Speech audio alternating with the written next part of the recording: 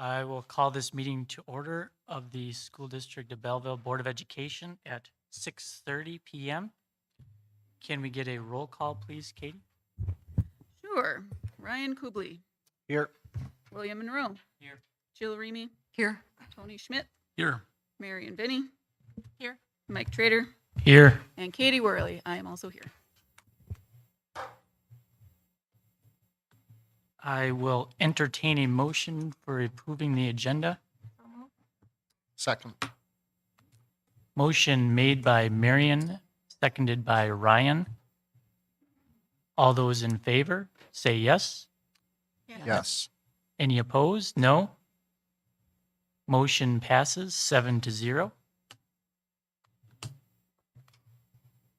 First up for public comments and communication is a visitor comments. We have a few of them today. First up is Dawn Shenicky.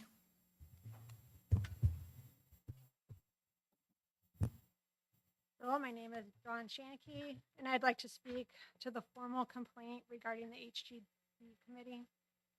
First, thank you to Joshua Russo for having the honesty and the courage to file a formal complaint with the school board and to inform the Belleville parent community of the happenings going on in the HDD Committee. I'm sure it was a difficult decision to make in light of the items discussed. After receiving the May communication from Ms. Johnson regarding the potential HDD curriculum update, I was wondering, why didn't I hear about the creation of the HDD committee? There's parents and community members on the committee, and maybe I missed some communication asking for interested parties to contact the school if they wanted to take part. But now it seems that I have an answer thanks to Joshua Russo. I had been preparing to speak at some future board meeting regarding the document that was being used as a guide for the potential curriculum update, the National Sex Education Standards, 2nd edition, because I question its content. The document contains inaccuracies, presents opinion as fact, contains terms such as privilege, racial justice, and social justice, and outlines talking to kindergartners about gender identity and 3rd graders about hormone blockers. I'm extremely concerned that this document is being used as what we should be teaching.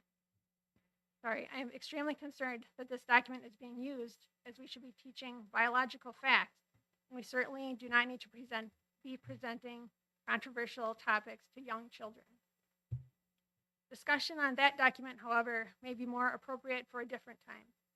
Instead, tonight I will be speaking about the HDD committee procedures and the school board. It's a shame that there is no transparency surrounding the creation of the HDD committee and the procedures occurring within it, as well as the associated school board actions. It's disturbing to me to know that a formal complaint needed to be made before the school board would take action regarding the HDD committee operations. I'm extremely disappointed in the school board for seemingly placing politics above the interests of the children in this district, and I am left wondering why there is such a lack of communication and transparency. There's no place for secrecy when it comes to these controversial topics. I expect much more from our elected officials. Thank you. Thank you. Next up is Barry Shenicky.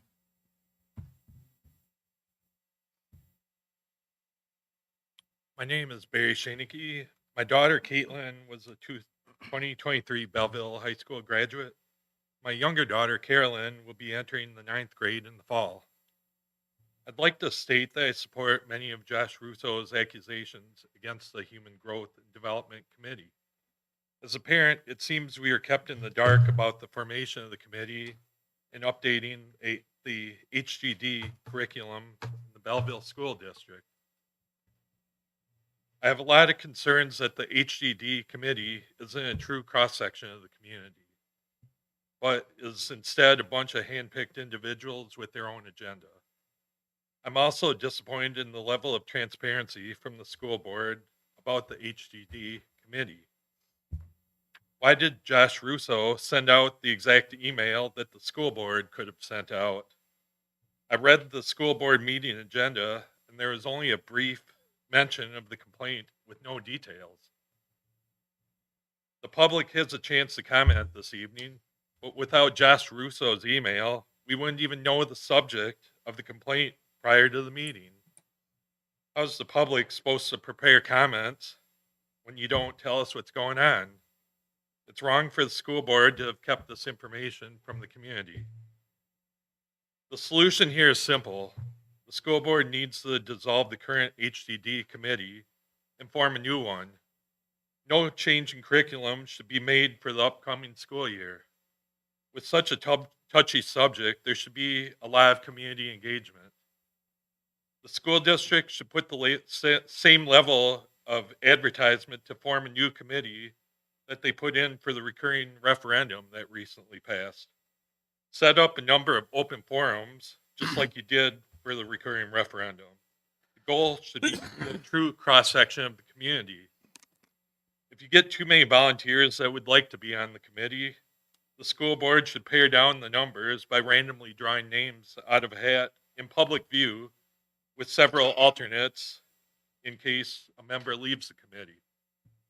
The members of the committee should select a president of the committee that understands Robert rules of parliamentary procedure and Wisconsin state statute. There should be a way for the public to comment on the committee's work in the same way that I'm able to talk to you tonight. Now it's your turn. You can choose to go into the closed part of tonight's meeting and find a way to sweep this all under the rug.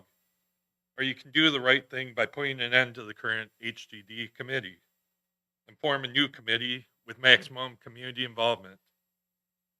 The school board's biggest problem right now is the lack of communication with the public. You need to start communicating with the community at large with Josh Russo's level of detail. Letting the public know why certain decisions are made is just as important as making the decision itself. Let me say that again. Letting the public know why certain decisions are made is just as important as making the decision itself. The actions that you take in the closed part of the meeting will go a long way into further eroding my level of trust in the school board or restoring my trust in the work that you do. Thank you for taking the time to hear my concerns. Thank you. Thank you. And up next, we have Morgan Marsh McGlone. Hopefully I got that right.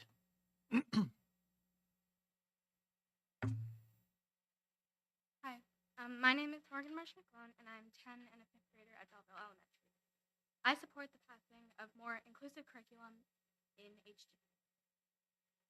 I have talked to a doctor, and she said that when LGBTQ kids aren't accepted, they want more to commit suicide. It really upsets me when I see trans people not being taken seriously. So many people have been silenced because of sexuality or gender. People need to be seen as their personality. When teachers show that they are allies, it makes people feel valued. When teachers ask for my pronouns, it shows me they care. And because of this, I would like to thank all the teachers and board members who are working on it. It's very important that trans kids feel accepted and loved. I'm very happy that I go to a school that will be even more inclusive. Thank you. Thank you.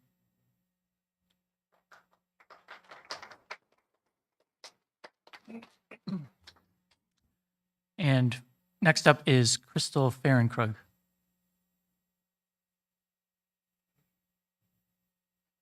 Thank you. My statements are going to be twofold. The first one is going to be a statement that my husband wrote, and I'm going to read it on his behalf.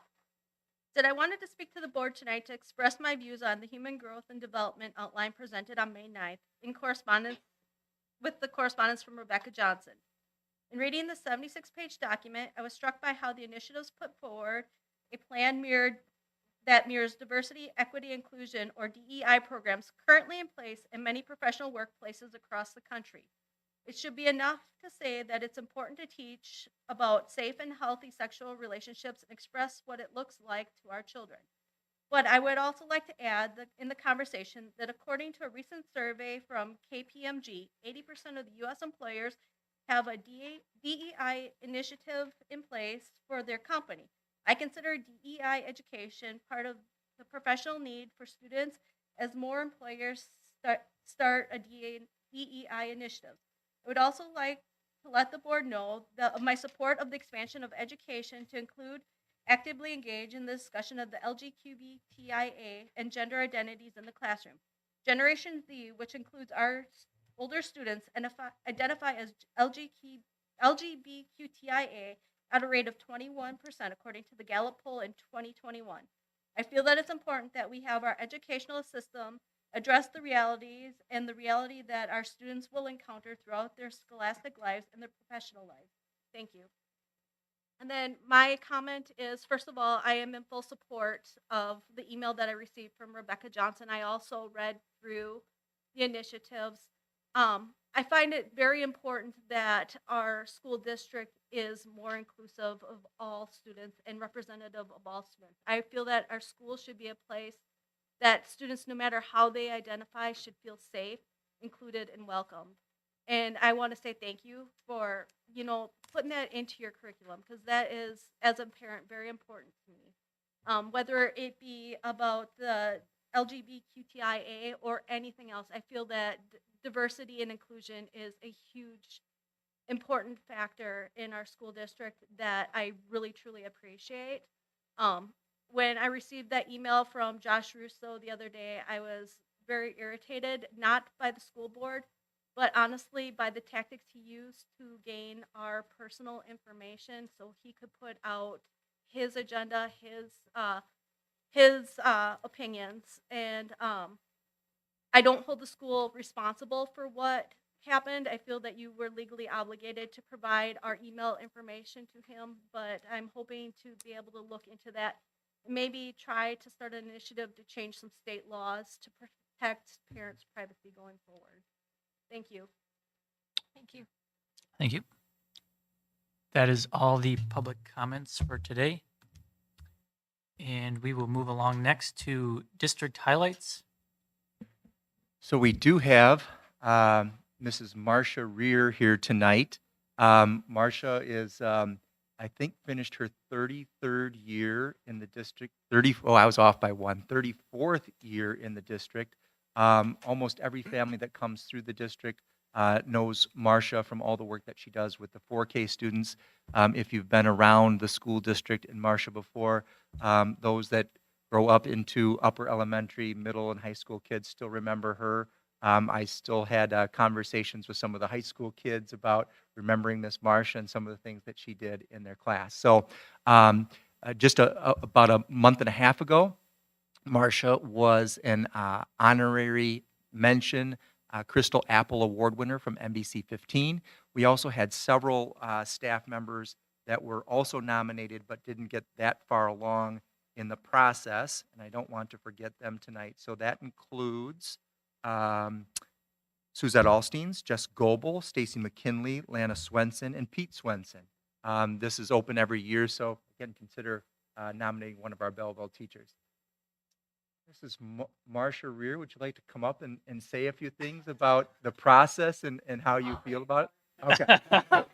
No, she was dreading this, so she didn't want any recognition. I was lucky enough my first year to work across the hall from Marcia, so she's been my mentor for a really long time. And then we got to teach 4K together. And when I tell you, it's not creepy, but Marcia hunts for kids in this community. Like she works so hard to find students to come here. She'll see kids at the park and at the pool and say, "Do you have a little brother? Do you have a little sister? How old are you? When are you coming to school?" And so she just works so hard for our 4K program to make parents feel welcome, students feel welcome. She goes above and beyond for all of our kids, has them coming in before school, after school for meetings. If parents aren't sure if they want to send their students or not, she says, "Bring them to summer school. We'll figure it out. I'll give you my opinion, and then we'll figure it out from there." She just works so hard to make everyone feel welcome and included, including our staff.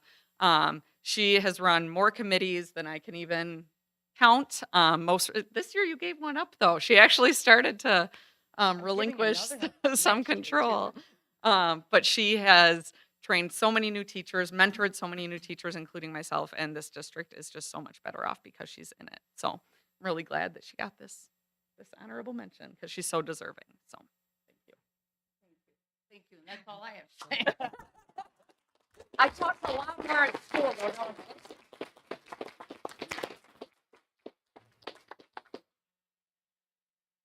would just like to say thank you to Marcia for her many years of teaching in Belleville. It's been amazing.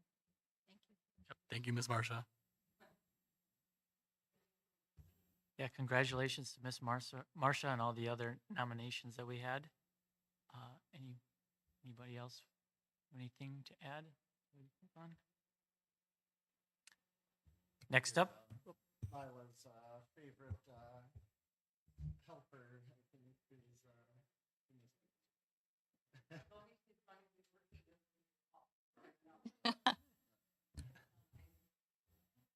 Marcia, I want to thank you for putting off your retirement for a year so that another group of kids will be fortunate enough to have you as a teacher. I'm sure he's not, but thank you. No, you said we're putting off retirement for 4 years, right? Right, that's Good. right. I Good, think good, that's what you said, 4 Glad to hear. years.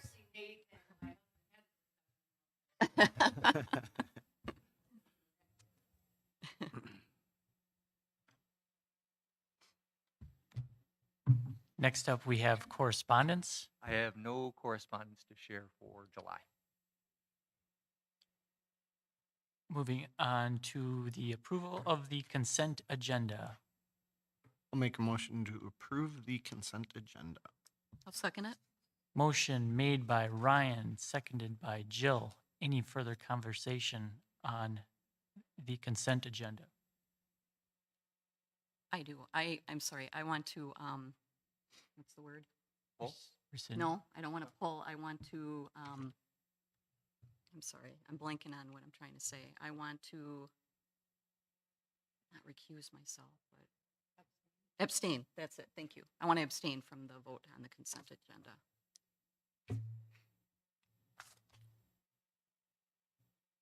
Any further discussion on the consent agenda?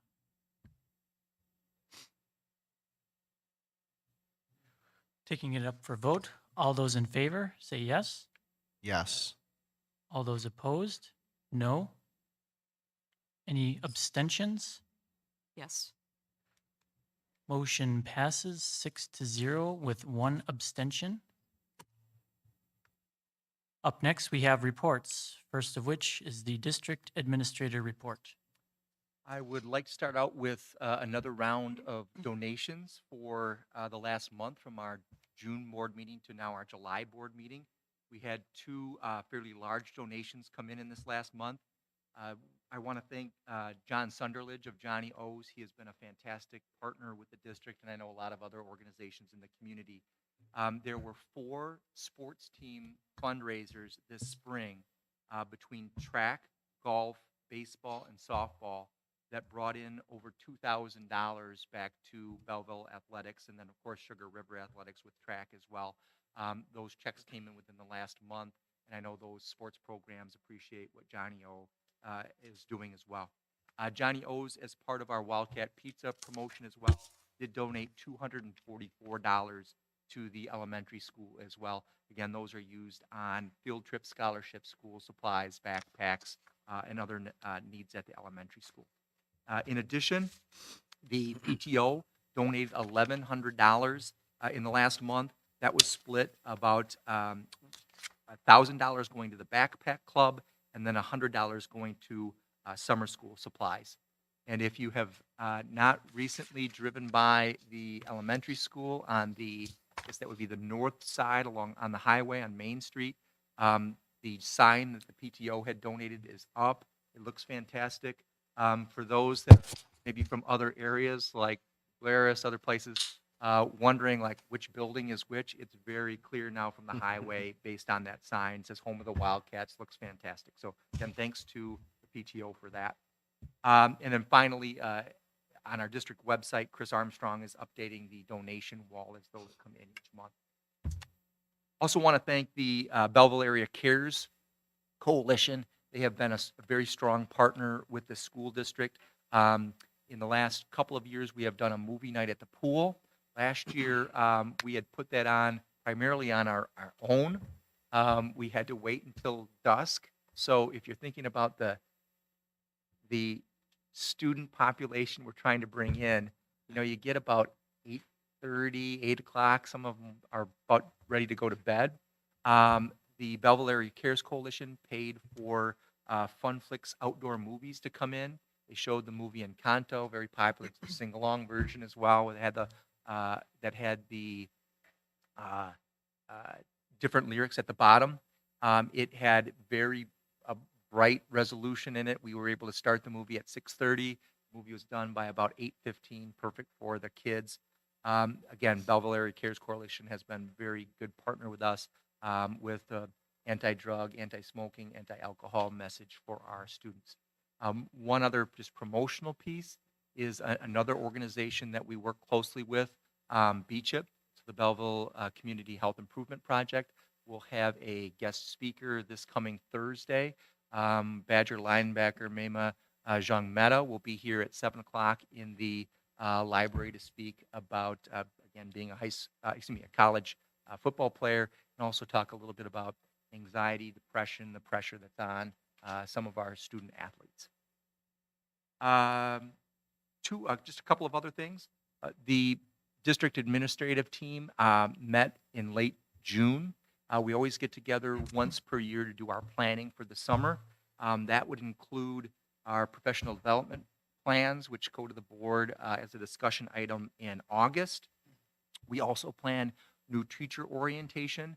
This year that will still be two half days, but we've put them in the morning in case the teachers want to new teachers want to stay and work in their classrooms in the afternoon. We also plan the August in-service days. This year that's August 28th through the 31st with a work day on that Wednesday. Where September 1st falls this year is on a Friday, so we're not going to start school for one day on a Friday. Most kids will start on the 5th. We also, as a group, look at teacher evaluations. Who is up for an evaluation this year? How many mini observations that we're going to do, and then who's responsible for those. We also looked at the 3-year strategic plan. There are several pieces of that plan that come due this year. Just for an example, have been working with Edgewood College, UW-Madison, Black Hawk Tech, and missing one, Madison College. We are going to get together virtually, and part of that strategic plan is to get input from post-secondary institutions on what kinds of skills successful college students have when they come in, and if they're seeing that not only from our students but other students, and then maybe what we can do to help with that. And then finally, we did look at the school perception survey results again, specifically district-wide on some of the comments that we had from parents on district-wide bullying. You'll have communication. The parents will, from both Mrs. Schmidt and Mr. Lovenberg, on how that will look a little bit differently come the fall with a district-wide approach. 2 other things, and that is I was approached by Edgewood College and Dr. Mike Meeson. He's been a superintendent, and he's trying to really bring down the cost of master's programs for teachers. So at one point, Edgewood was charging about $1,000 per postgraduate, so master's degree credits. At some point, that reduced to $600. But what Edgewood is now offering is a $325 per credit master's program. So for about $9,000, our teachers could go to Edgewood and in about 2 years have their master's degree. That will help in 2 ways. One, if the teacher wants to add a certification, it certainly helps with that. If a teacher wants to, and this has happened in the past, where let's say we have a paraprofessional or somebody that has a 4-year degree but not a teaching degree and licensure, they can get that master's degree and be able to teach off of that within, again, 1.5 years or 2 years. So thankful for Edgewood for reaching out to us with that opportunity. Then finally, we have begun to reach out to advertisers again. That was our pilot program last year. Last year, we had 11 total advertisers. 5 were advertising digitally on our live streams. Another 6 with field signs. That brought in just over $12,000 last year. It covered the cost of Huddle. It covered our streaming computer that helps make that image and sound quality the way it needs to be to compete with others that are doing the same thing. We had 28,000 views on our sports live streams last year. And then we still have about 1,000 subscribers on the district's YouTube channel. So we're reaching out to advertisers already with just the first initial outreach. We have about 5,000 of our, at least our 9,000, 500,000 goal in. Those will all be brought to the board for approval in August before any signs or any live streams continue for this year. We are going to get some help from John Beanash. John's obviously our high school art teacher, very creative guy, does a lot of promotional kinds of things, and will help out with promotion on Instagram and Facebook. And then one of the things that he's very interested in pursuing is getting sports announcers on our games. And the goal for this year is to at least pilot one game being announced for each sport. So that would include everything, from girls soccer to football, volleyball to basketball. We do have some staff that are interested in helping out. We also want to promote this among students because there's not a great way for students to kind of break into that industry if they're interested. And this would be an opportunity for them to do that. So we're excited about some of the things that you may see in advertising this year as well. Thank you. You bet.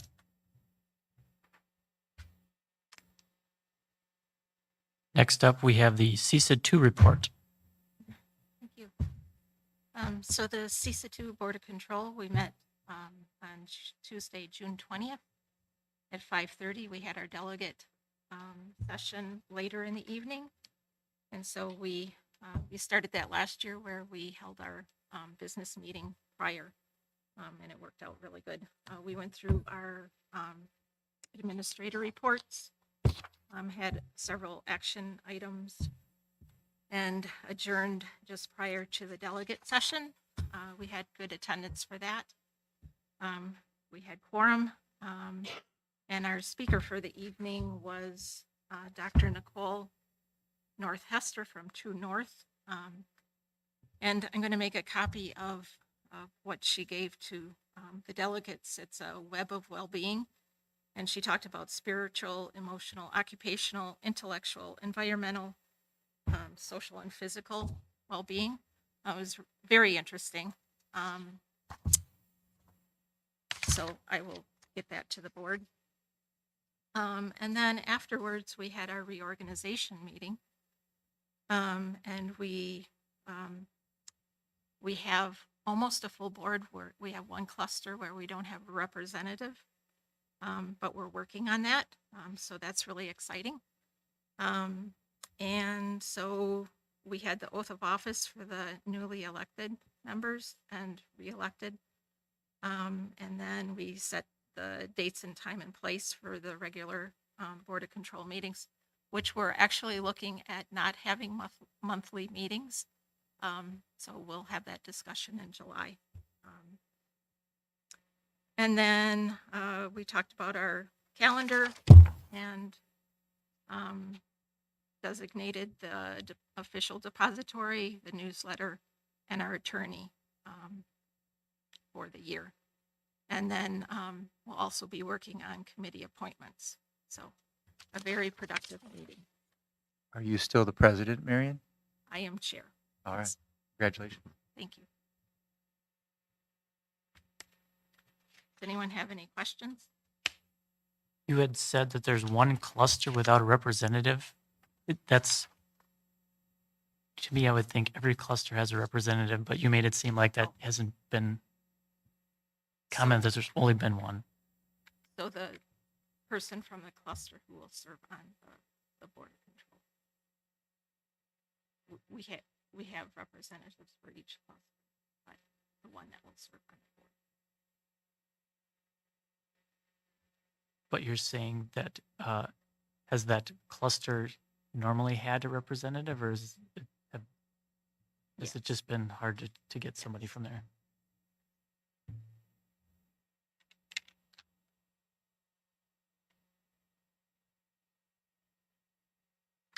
Thank you, Marion. Yep, thank you. Next up, we will move on to the discussion and possible action items. First, we have the Faith Whitwer donation approval for BHS band percussion equipment.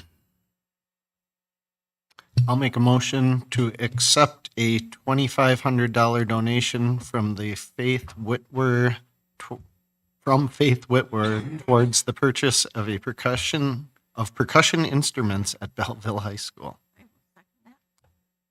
Motion made by Ryan, seconded by Marion. Opening it up for discussion. Anything to add about the So person? this was, this was unsolicited. The band has been fundraising and, with our mattress sale and things like that for percussion instruments. They're very expensive and are reaching their sort of end of life. She is a 1974 Belleville High School graduate. In the note that she wrote, I just talked about how band was a very positive influence on her and that she wanted to pass along what she could. Mrs. Meyer, our band director, did not know about this, so it was a nice a phone call to Mrs. Meyer to let her know that another $2,500 came in. And again, we will acknowledge Ms. Whitwer and make sure that she gets a letter for her taxes and a thank you letter. And again, we're getting really close to some of those big purchases that Mrs. Meyer was hoping for. It's awesome. This is exactly $2,500. Our policy does say, which is something Mr. Treader and I talked about, donations over $2,500, but because this was so close, obviously, I wanted to let the board know about it.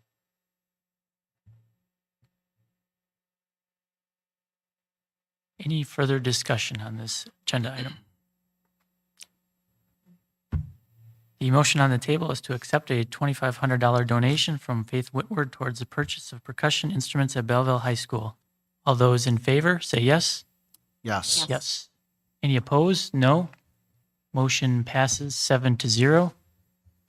Next up, we have the 2023-2024 Fall Coaching Contracts Approval. I will entertain a motion on this. I'll make a motion to approve the 2023-2024 fall coaching contracts as presented. Second. Motion made by Ryan, seconded by Bill. Opening it up for discussion. Just wanted to point out it's great to see that consistency with a couple of our sports. No new coaches this year. There's a few new ones for football. Volleyball will be all new, but some of those faces will be ones that the community will recognize. Our new athletic director, Zach Nelson, started July 1st. So if you do have any questions, although these were put together by Mr. Fell, Mr. Nelson has been working hard to get up to speed in the last week or so. So, I'll just say it's really great to see so many former graduates of this high school coming back to coach and help their community. It's awesome.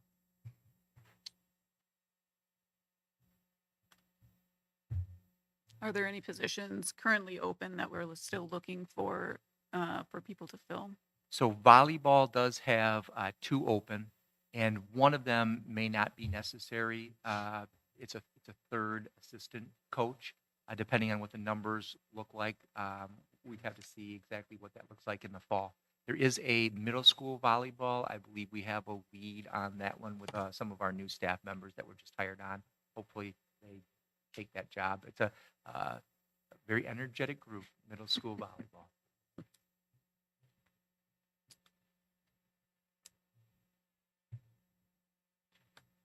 Any further discussion? I will take this up for a vote. The motion on the table is to approve the 2023-2024 fall coaching contracts as presented. All those in favor, say yes. yes. Yes. Any opposed? No. Motion passes 7-0. Next, we have the 2023-2024 elementary and middle/high school student handbook approvals. I would make a motion to approve the 2023-2024 Belleville Elementary School Student Handbook as presented.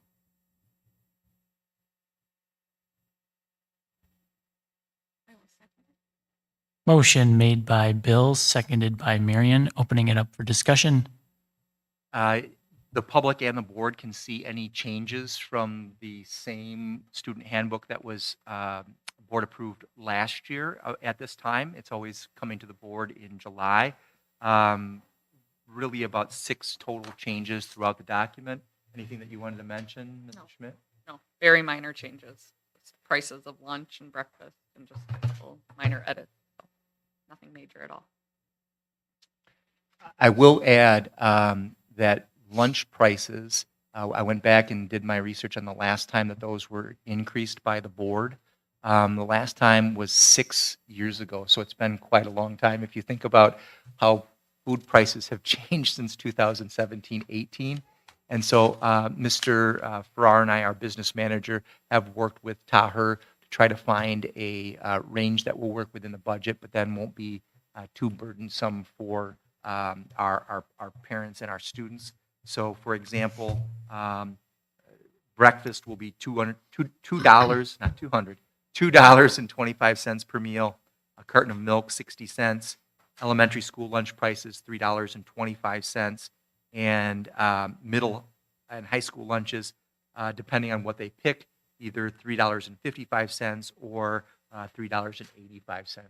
Obviously, if you try to go to any of the local establishments or gas stations that sell food, you're not going to find a meal for that price.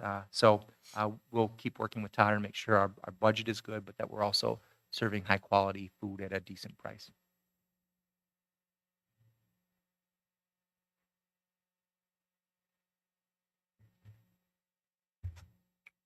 Any further discussion on this one or questions for Kelsey?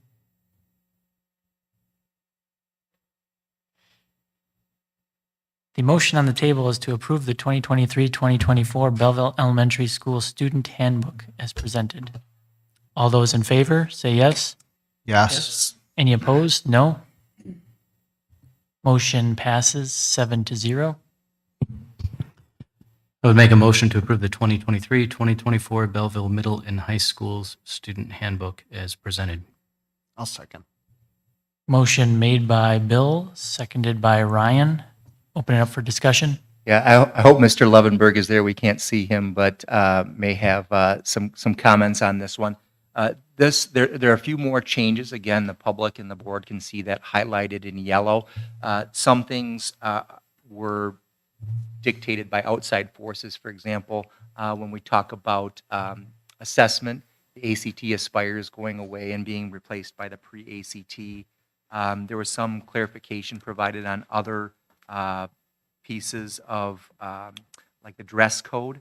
The biggest change would be the proposal to allow hats and hoods as part of the dress code.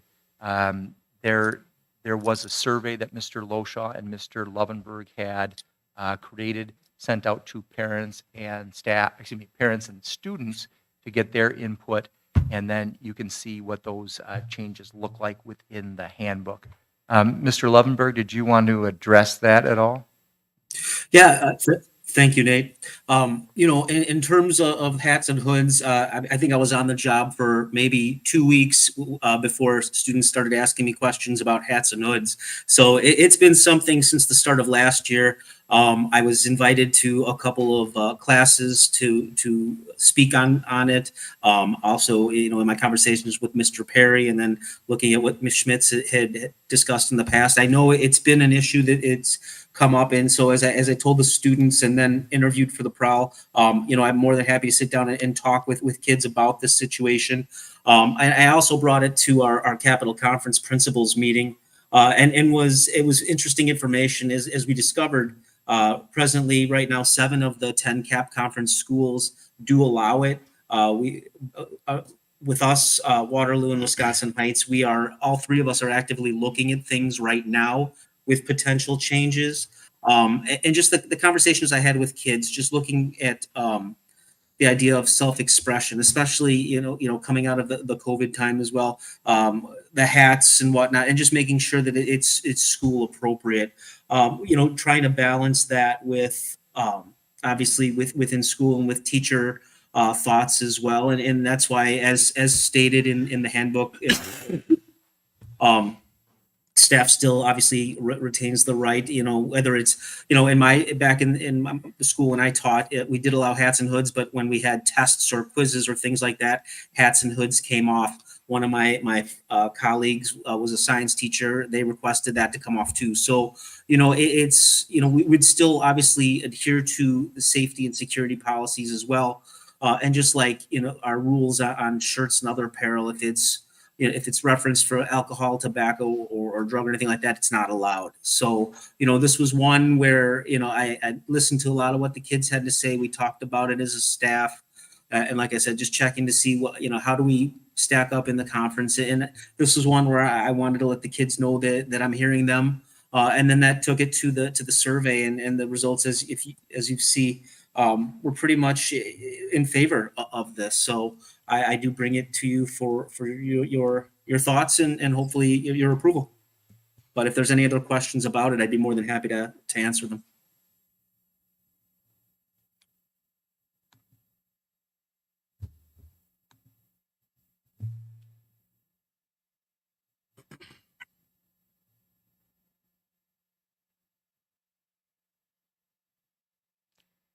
Any discussion on this topic? I don't have any questions about the hats and hoods, but I do see there is also a change to the work permits section. So Mike, I don't know if you can speak to that a little bit and what kind of difference it looks like. Correct me if I'm wrong, that the school used to do to obtain work permits for students, and now that will be on the families and parents. Is that correct? That is correct, and that's statewide as well. My son and daughter were in the Madison district, and we also got the same email that every school district seems to have been shifting over to this. So yeah, in the past they would come in and they would work with Miss Cindy or Miss Betty, and now at this point, and in the handbook they'll have the link to go and they'll do it on their own. So that was one of the other changes as well. Thank you. Yeah, I'd add one thing, Katie, and that is there's a neighboring district that does not issue work permits. So those students were coming over here, and it was taking up some of our time during the school day. So this can all be done and paid online. And in fact, then there's a check that the employer pays back to the student for this. So it's been were some changes a couple of years ago that those below a certain age no longer had to do that, but we still have to. But everything's done online, which I think is going to be very convenient for the families, because in the past they had to, especially in the summer, they had to find a time when either Cindy or Betty were here at the high school to get those completed.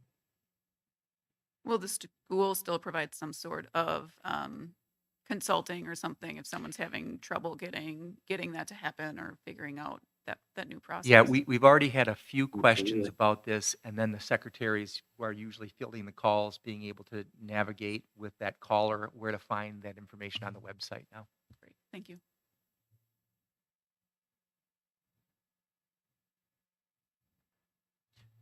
Any other discussion on the middle school, high school student handbook?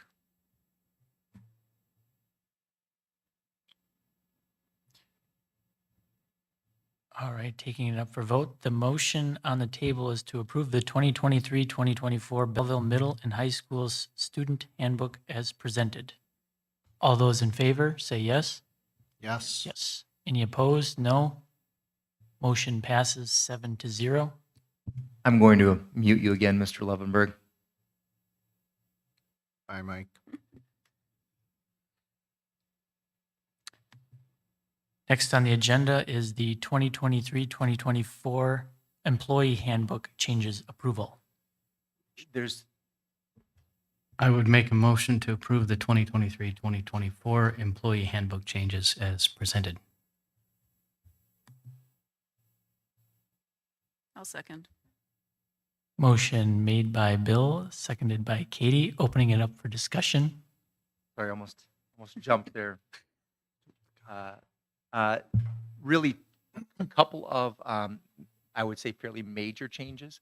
The first one is the district did not have a meal reimbursement policy. So, for example, we're sending our teachers for training at a conference. We had no policy as to what we would reimburse for a breakfast, lunch, or dinner. That was actually brought to us by one of our employees and said we should really have something like this. And so we had used exactly what's on the state's Department of Administration Division Personnel Management Guidelines. You can find that right on the state website. And so you can see what in-state and then out-of-state meals would be reimbursed by the school district. Makes it very, very clear moving forward. Again, each for breakfast, lunch, and dinner. And then receipts have to be provided in order for us to, those are detailed receipts have to be provided for us to be able to reimburse. The other major change actually comes from the Wisconsin retirement system. So some of our year-round employees have the opportunity to either roll over vacation days, there's not too many that have vacation days, or get them paid out. And so the advice that we were getting from Wisconsin retirement system is you have to have a policy and there cannot be employee choice on what they do with these days. So we did discuss this and actually talked to Best about it as well. What you do want for the longevity of employees is you want those hours to be reported to Wisconsin retirement system so it's part of a staff member's pension. If an employee, if you do not have a policy and the employee chooses a different path, those are not hours that count toward their pension. Again, you want those hours to count. As an employee, you'd want those to count. So what we will do is anything that is under 10 days will be rolled over. Again, those do get paid out at the end of a career. Anything over 10 days, you would roll over the 10 days and get paid out the rest. This will really affect one employee, but we wanted to be very clear. And again, this is something that is, I wouldn't say being forced upon us, but WRS is telling us you need to be able to do this with a policy. And this is what most of our employees are doing right now. So this would be the change that we have. Again, ultimately, you want those hours as an employee to be going into your pension calculation. And then the other kind of, I wouldn't even call it a major one, but in the last few years, we have had some discussion about what a full-time teacher schedule at the high school looks like. So there's 10 blocks between the 2 days. Full-time is teaching 7 of those 10 blocks with a study hall assignment or extra duty assignment, and then 2 prep periods. So usually a teacher on the block has, between those 2 days, again, 7 classes, a study hall, and then 2 prep periods. We wanted to define that clearly because if it's over that, we would consider an overload. If it's under that, we could obviously assign the teacher to other duties. But that was not clearly spelled out in the past, and we want to avoid any confusion as to what the expectation is. Other than that, again, a couple of things that have been out of the handbook. A little bit of change with just making sure that our mini observations that we have now switched to, instead of 1 announced observation and 2 mini observations, most of our principals prefer 5 to 6 mini observations, and that just wasn't updated in the handbook either.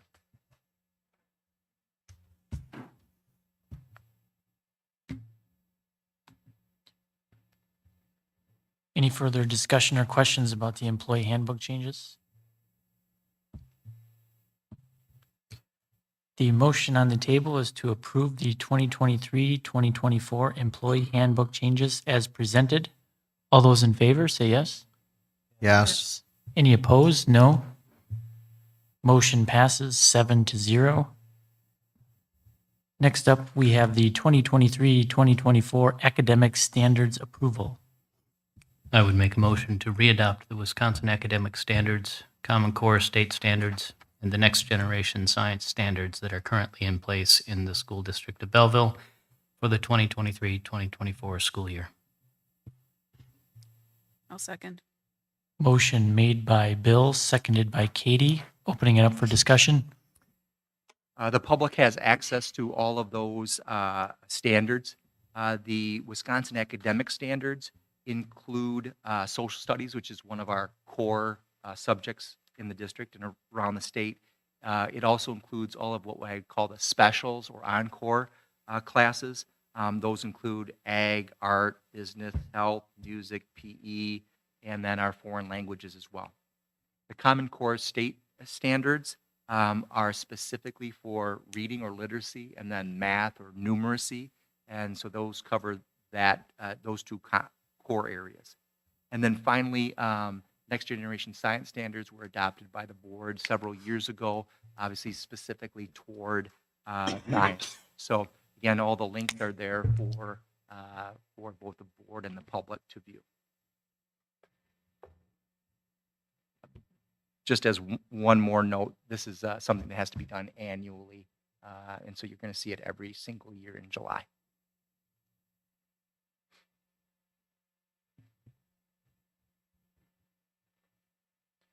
In the student feedback survey that we sent out, was there any feedback specifically that might relate to the standards that we're currently using, and whether that was a positive or a negative feedback on any of these types of things? Sure.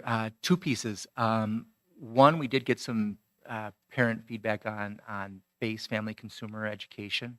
That was one of the lowest scores that we had. We are doing some changes with curriculum, so the personal finance class is actually going into the business ed department, so there's some changes there. Two other things. We are currently surveying our graduates, so the class of 2022 and then the class of 2018, and are getting some feedback on how they felt prepared in general. There's not specific questions, but they can certainly give that free-form feedback. And then next month, I know Mr. Lovenberg is muted right now, but the senior survey results come back to the board, and those will have kind of additional information on how they felt that they were prepared as they exited BHS. Nate, what's the deadline for the survey for the 2018, 2019? No deadline, but I am continuing to work on those throughout the summer. For 2018, it is personal cell phone numbers that I have, so I have to send out a Skylert when I'm trying to reach them. That hasn't been as successful, so some of those numbers might be 5 years old. I have had more success with personal email addresses of our 2022 graduates.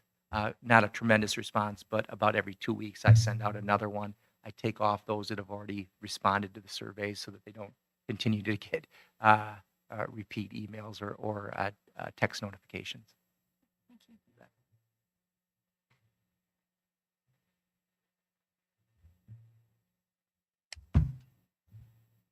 Any further discussion or questions on this?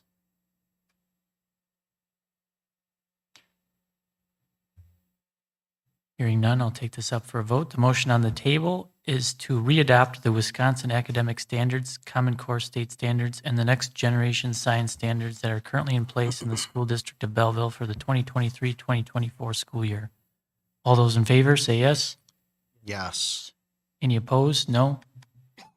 Motion passes 7-0. Up next, we have Human Growth and Development Committee complaint. I will invite Mrs. Johnson up. I'll give a little bit of background on this. Obviously, we've had some public comments on this agenda topic tonight. So on Monday, June 12th, the board received a formal complaint from Mr. Russo regarding the Human Growth and Development Committee. I responded, this was toward a letter that Mrs. Johnson had written on May 9th. I responded to that complaint, and then it was requested that the board take this up as well. Almost all of the complaint will be talked about now. Mrs. Johnson will talk about what the complaint has, and then our corrective action that the district is taking. There's one small piece of this complaint that will be in closed session that cannot be an open session, but almost all of it, 4 pieces of it, will be discussed by Mrs. Johnson now. May I ask a point of clarification? Is it typical that formal complaints are put on the agenda for board meetings? It depends on how that is structured. So in this case, it's about procedure and about process and about curriculum. And so because it's not an employee issue, it can be held in open, suggested that it should be in open session. Anything that is regarding an employee would be in closed session, almost everything.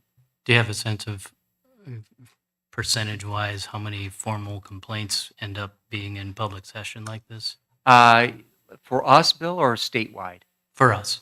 Yeah, this is the first one that we've taken on in open session since I've been superintendent. Okay, so, yeah, all right. Okay. So I will address the 4 parts of the complaint. Complaints number 1 and 2 were that Ms. Johnson led the committee despite not being a member, and that Ms. Johnson's participation created an illegal staff ratio. So in my letter to parents, as Nate projected on May 9th, 2023, I stated that the Human Growth and Development HDD Committee, led by Nurse Anna Helwig and myself, has been meeting since December 2022. As a corrective action, Mr. Perry and I met on June 13th to address my role on the committee. I am not to lead the committee, but to facilitate and clarify procedures when necessary. On June 12th, 2023, the school board approved the composition of the Human Growth and Development Curriculum Committee, and that now includes me as a member, and conforms to the Wisconsin State Statute 118-.019 parentheses 5. A chairperson will be nominated and voted on other than myself and Nurse Anna, and that person will lead the HDD committee during the 2023-24 school year. Complaints 3 and 4, that highly controversial decisions were made at a meeting when less than a quarter of members were present, and that the committee leaders attempted to quickly complete the process by replacing committee members without board approval. The May email is proof of this. While I appreciate Mr. Russo's attention to detail and monitoring of the Human Growth and Development Committee's process, his public comments at the May 8th, 2023 school board meeting and subsequent email on May 11th, 2023 made the district reconsider its path forward.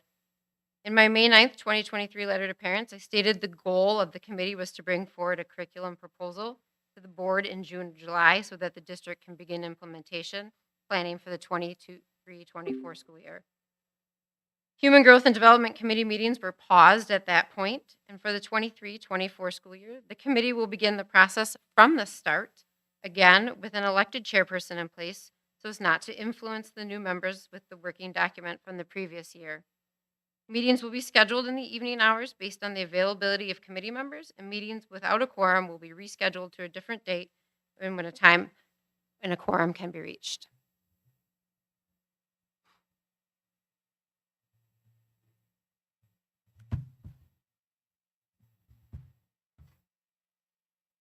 Any further discussion or questions for Ms. Johnson? So it sounds like a new committee is being and has been formed. We've heard from several folks who are interested in potentially participating in such a committee. How did we find the participants for the HDD committee? Many of them were volunteers or were people that were brought forward to us that were interested in being on the committee.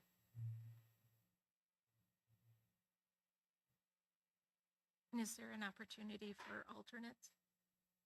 No, not at this time. We would have to reapprove the committee if alternates were wanting to be on it. And there isn't really a need for alternates since we won't go forward without a quorum.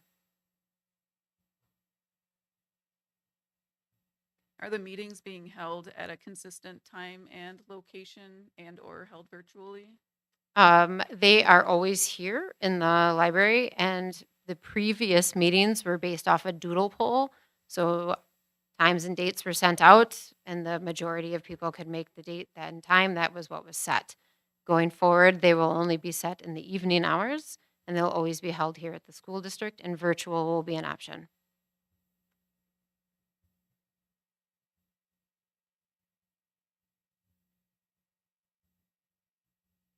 I'll just add to, I really appreciate the corrective actions that were taken and the promptness with which, the district administrator and yourself worked to investigate the protocols that were occurring in the committee. And I really appreciate the promptness that you responded to those and the actions that were taken to reevaluate and take ownership of where things were falling to the sidelines and moving forward. So thank you so much for that. Rebecca, can you answer the question for me? The first two complaints that are listed here, are those accurate statements? I was not on the approved list in the beginning. I'm sorry, approved list for the that- committee For the list? committee list, because I am the director of teaching and learning, so part of my job description is to oversight curriculum process. So we didn't have my name on the list, but it now appears on the list. Okay. And with initially you taking the role of leading that committee, how did that happen that way? Was that just an oversight? Was that, Yes. okay.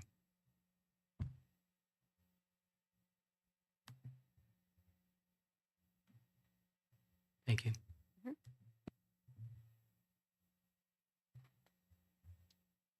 Any further discussion or questions?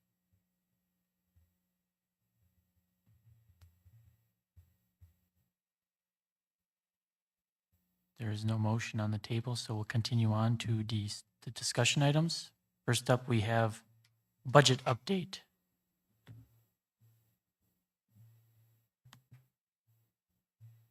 As Eric comes up, this is a transitional time of year. So the fiscal year begins on July 1st, having ended on June 30th.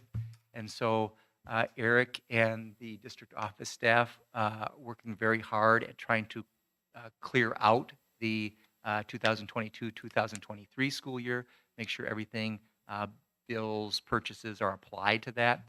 And then at the same time, planning for a 2023-24 budget. Along with both of those, then there's also the financial audit by Johnson Block that will start on Monday. So, Mr. Farrar. As Mr. Perry said, the fiscal year has ended on June 30th, and we're working hard just to finalize the numbers, making sure all the bills are paid and in the correct year. At a high level, it looks like we may be able to transfer some money into Fund 46 into the amount of about $50,000, but that number is still to be determined based upon our Fund 27 transfer and a couple other bills and grant that we have coming in. Fund 46 is our capital maintenance fund. So that is to be used on projects that we have at the district, like roofs or an HVAC system. So it's a positive thing to save for our future projects we have going on. This year's audit, it will be Monday by Johnson Block. I have been in communication with them for the past month and have been preparing documents for them to make their lives a little bit easier as they come in. They'll only be here for 2 days on site, but the final audit won't be finalized until December, which is due on December 15th. So normally I get it about the 12th. Yeah, they like to take their time. It's fine. Other things to talk about is the biennial budget. As we have been reading in the paper, the governor has signed the budget. And in the budget, it does call for an increase in per pupil revenue of $325 per pupil. And that should extend for the next 400 years, according to the governor, which is great. Another part of that budget is the low revenue ceiling was at 10,000 and now is up to 11,000, which does play into other funding for our school. The per pupil increase that it will directly impact us here as we go into negotiations for next year's contracts for teachers, which would be very helpful. And I'll touch a little bit more about that. I just got a document today in my email that shows other schools that have settled their contracts already. and they're trying to combat the 8% CPI. And so they're taking a look at what they have now. Are they competitive where they're at in the state? Can they attract people because of the shortage of teachers? So those things have all been put into play. Locally, Madison and Monona Grove have both settled at or above 8%. Other issues that we have to kind of address is the ESSER funds going away. We've been using them up this year. We will have 5 staff members that were being paid through that grant now come back onto our books.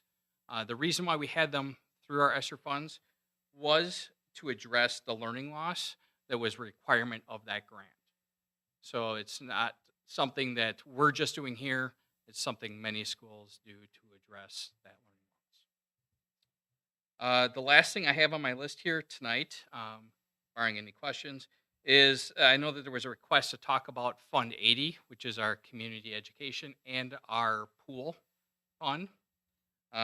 And right now, I think it would be better to hold off on that and kind of come back to that in August when I have some more numbers. But what I can tell you is our splash pad has been paid in full.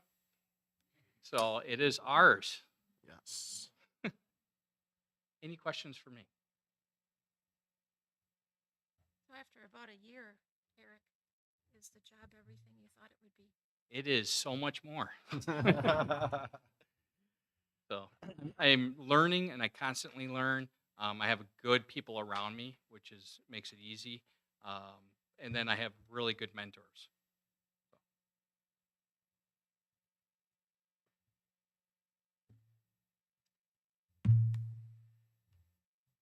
Any further questions for Mr. Farrar?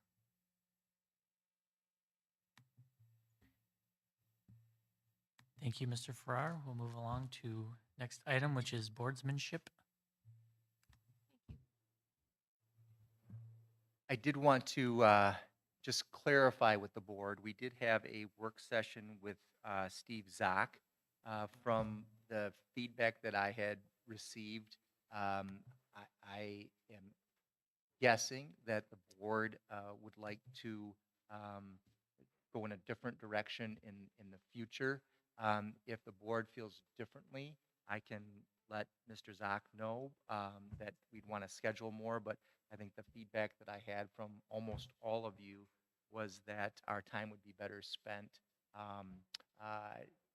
in other directions, including working on the collective commitments, which we'll talk about a little bit later.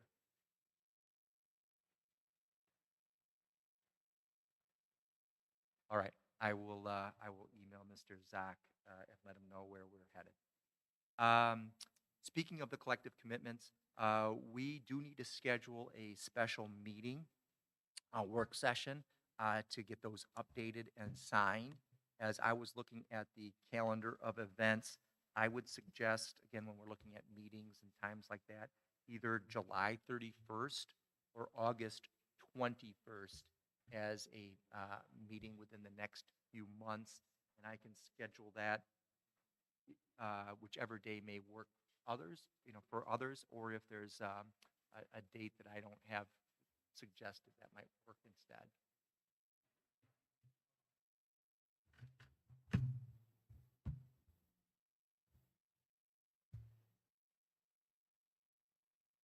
Bill is suggesting August 21st. Does that work for other board members?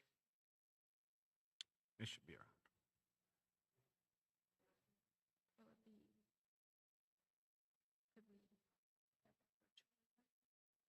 Sure. Yeah, you could do it that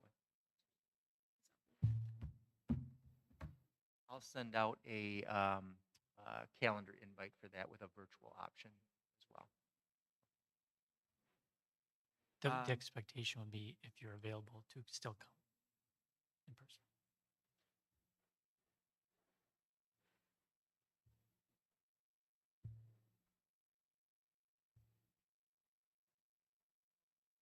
And then the last piece that we have here are, I did have the opportunity to talk to WSB, and they do have a presentation which I attended in the fall that was not very specific on problem areas in Robert Rules of Orders.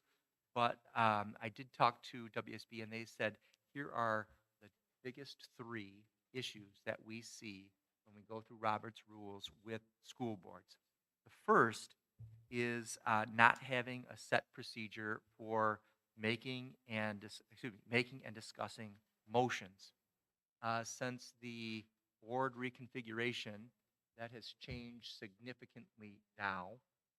And what I had described that the board is now doing is something that WASB supports board. So there is, before any discussion, there's a motion and a second. Discussion follows, and then a vote, whether that's a voice vote or a roll call vote. I think that's been working very well for the board. It's been very efficient. I've even had comments from those either in the audience or online. The meetings seem to be very well streamlined now that we have really adopted and followed through on that process.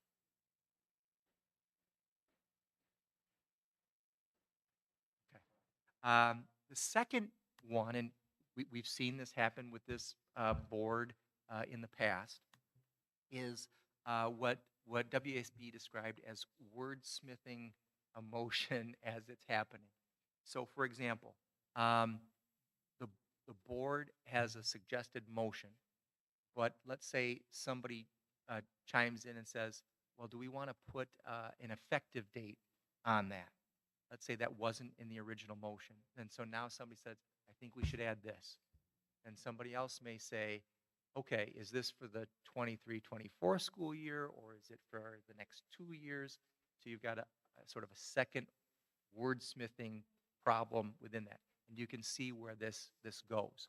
So WSB has said that their preference in this would be to let that discussion play out, but then have that motion be withdrawn. We've done that recently.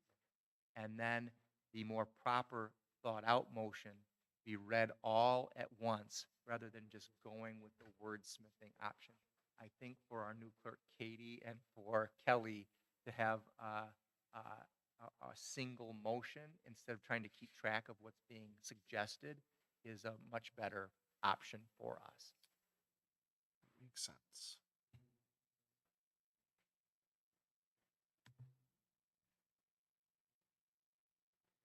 And then last but not least, this was an interesting one. I wasn't anticipating WASB to have this in their top 3 of Robert's Rules concerns with school boards, but some specific language from either postponing or tabling a motion. So WSB does not recommend tabling a motion because in their group thought, it leaves a motion in limbo. When are we supposed to come back to it? At what time is somebody supposed to bring that up again? So their suggestion is if somebody is suggesting not addressing a motion at that time, at that meeting, to simply postpone the, I know it's semantics, but postpone the motion, and then there can be specifics. This board has, for example, said, let's take this up again next month. So we'll postpone and we'll take it up next month. Sometimes there might be information that you may be waiting on. So, for example, if it was something where you wanted to see senior survey results and those aren't coming out until August to be presented, then we could postpone until that time. But they do not recommend simply tabling it because there's some ambiguity there as opposed to the postponement of it with a very specific date or range of dates to bring that back.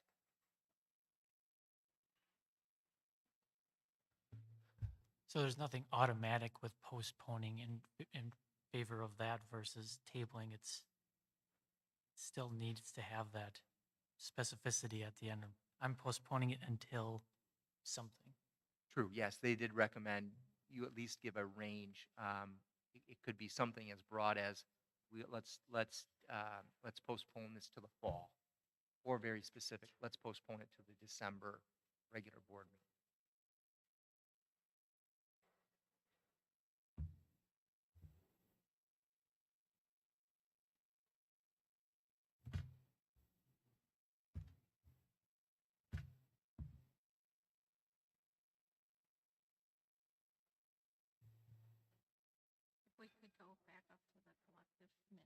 someone going to be leading that special meeting? When we talked about that, I believe, Mary and I could be wrong about that. Correct me if I'm wrong, but I thought you thought that we could do that as a board without a facilitator. I was just clarifying that. Thank you.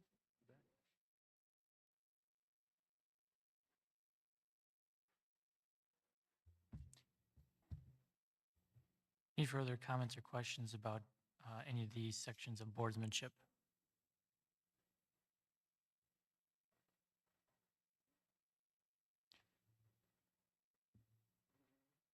Hearing none, we'll move on to future agenda items.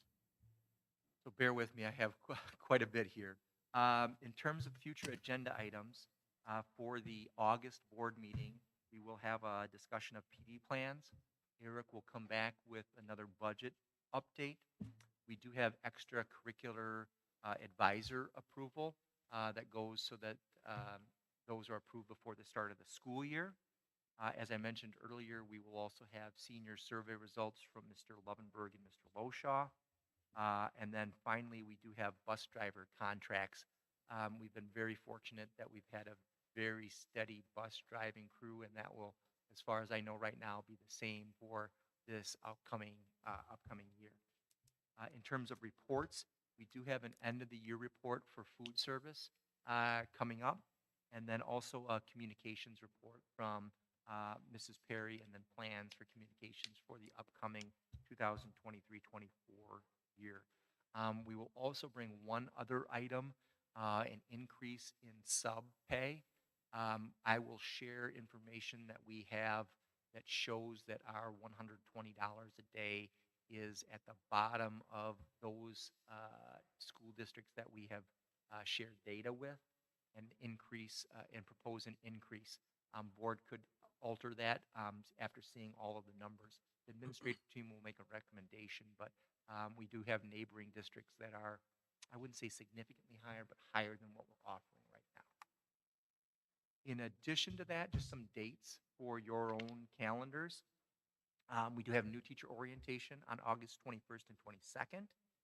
We do have our back to school breakfast. I'll send out a specific reminder to the board if you'd like to attend that. That will be Monday, August 28th, with all of our staff back. That includes bus drivers, custodians, paraprofessionals, and teaching staff. And then our next regular board meeting is as late as it can be. It is August 14th, a Monday. So just where the calendar falls, the 14th is the latest date that we can have any of our second Monday board meetings. I would like to get some dates on the calendar for the facility planning committee. Usually in August, we try to meet as a facility planning so that we can look at what the needs are for the school district. That's a relatively small committee. I believe Ryan, Bill, and Tony are on that one, along with Mrs. Schmidt, myself, Mr. O'Connor, and we will look at some of the needs that have been met in the last year, and then also some of the needs that are upcoming that develop over the course of the year. Oftentimes, this committee only meets twice a year. So I would suggest if those committee members might be available for sometime later the week of the 14th. So we have a board meeting on August 14th, potentially an evening meeting on either the 16th or the 17th. If that doesn't work, I would make a suggestion.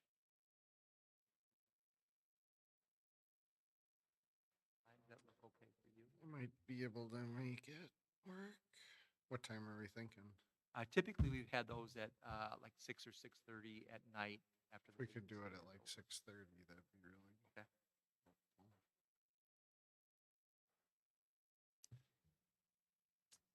And then finally, wellness usually meets in the last part of August. I do not have a date sent out, but what I will do is I will reach out to some of the other committee members.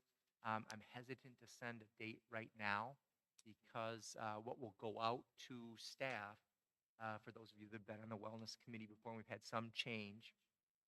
Bill, Mike have been on that, and I think Tony at one point was on wellness. I think Katie's on it now. We did have some comments from staff on the survey about a more effective district wellness committee.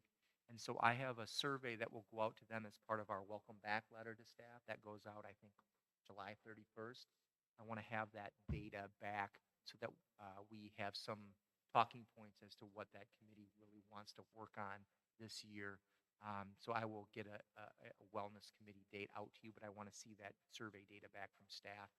I'll actually show staff what their responses were and address that. We try to be very upfront with staff when they say something's not working. Okay, it's not working. Let's get some information from you and try to address the concerns that you have. So I will get a wellness committee on the calendar probably late August, early September. I think that's all I had, Mr. President.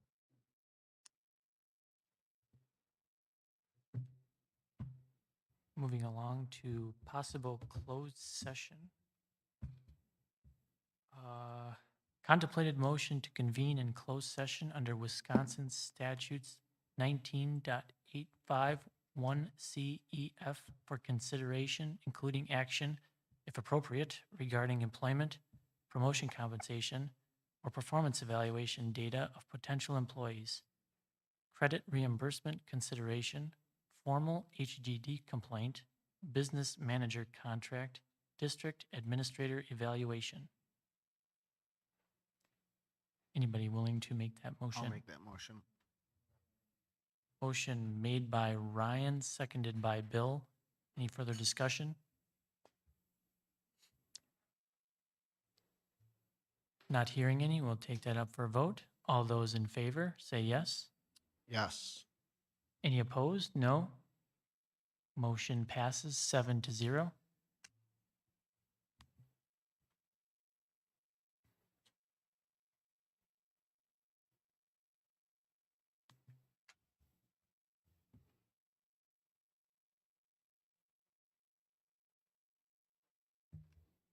We will now move into